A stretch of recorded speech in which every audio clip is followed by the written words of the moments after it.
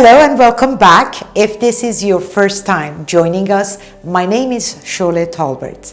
I am a certified master trainer and coach of NLP, neuro-linguistic programming, and I specialize in transforming lives. We have been talking about the power of our unconscious mind.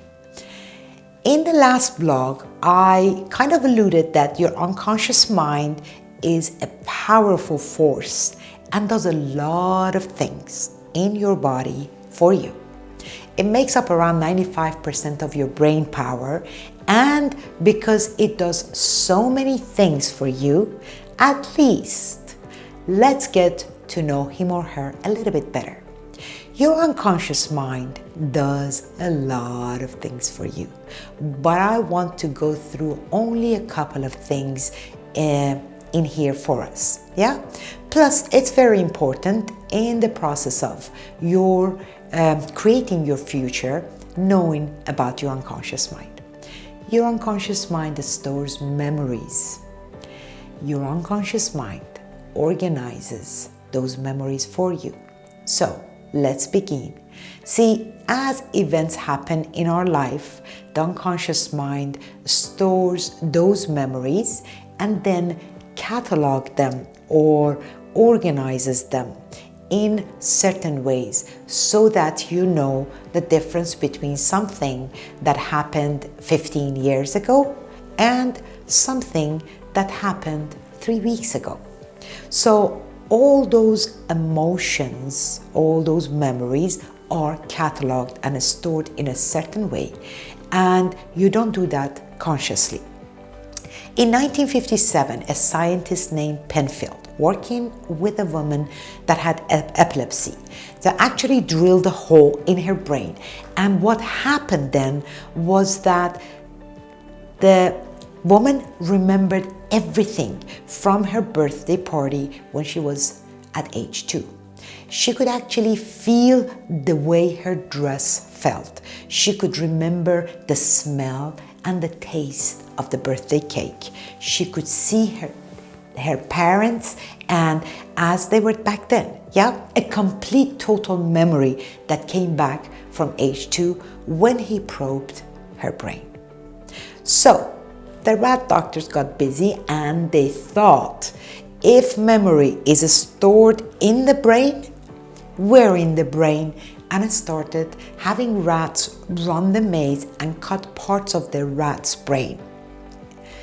The findings was, and what they found was that if they cut out the entire rat's brain, as long as they didn't cut out the brain stem, the rats could run the maze, which was interesting. So what they figured at that point was that the memory is not just stored in the brain, but is stored holographically throughout the entire body, which means that every cell in your body has a holographic memory of everything that happens. Now, in a hologram, if you take a hologram picture or holographic picture, it looks like a bunch of squiggly line. It doesn't look like a picture. In a hologram, even parts of the picture can contain the whole of the memory. Because if I were to take a holographic picture, let's say of an apple, what I'll do is I'll shine a laser on the apple, and I shine a laser on the background, and then I would take a picture. And when I developed the plate, I wouldn't get a plate that would look like an apple. I would get a plate that had a bunch of squiggly lines on it. Now, what's interesting about that, if I break the holographic plate in half, you won't get half the picture, half an apple, like a regular picture. I get a whole apple when I project a laser through it. You'll see a whole apple suspended in midair. The interesting thing about this is I can take this picture and break it in half again and break it in half again, and every time you shine a laser through the picture, you still have a whole apple projected and suspended in midair. Now, what the difference is that you'll have less and less details, which means maybe the little scratches on the edge won't be that visible, but I still have a whole apple, even from the very small piece of the plate.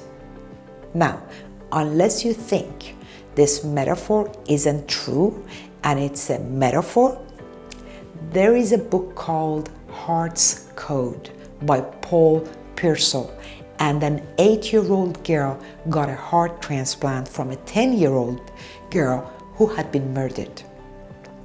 They transplanted the heart into an 8-year-old girl, and the 8-year-old girl began to recover memories of the murderer, such that, in conjunction with police, with additional investigations, they found the man and convicted him of the murder based on the testimony of the girl who received.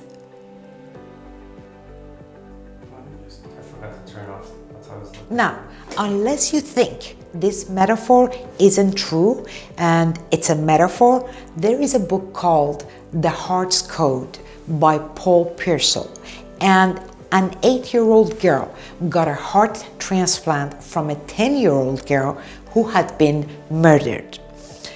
They transplanted the heart into an 8-year-old girl, and the 8-year-old girl began to recover memories of the murderer, such that in conjunction with police, with additional investigations, found the man and convicted him of the murder based on the testimony of the girl who received the heart of the dead girl.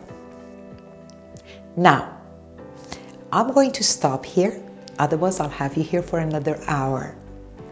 So, be sure to tune in for the next week as we continue to learn how we can change things in our life. I want to thank you for your time, your valuable time. I appreciate you. If you got value, please be sure to subscribe and come back for a visit as we continue with what we started with the unconscious mind, and we dig into our behaviors and beliefs and how we can permanently change them. If you are ready to grow personally or professionally, you may have an interest in becoming a coach, a certified coach. I teach what I do. Perhaps you may want to receive one-on-one coaching. Spend some time here, take a look around, and then be sure to call me at 949-522-1615 or email me at info@nlpsuccesscoaches.com. This is Shole Talbert wishing you well. See you soon.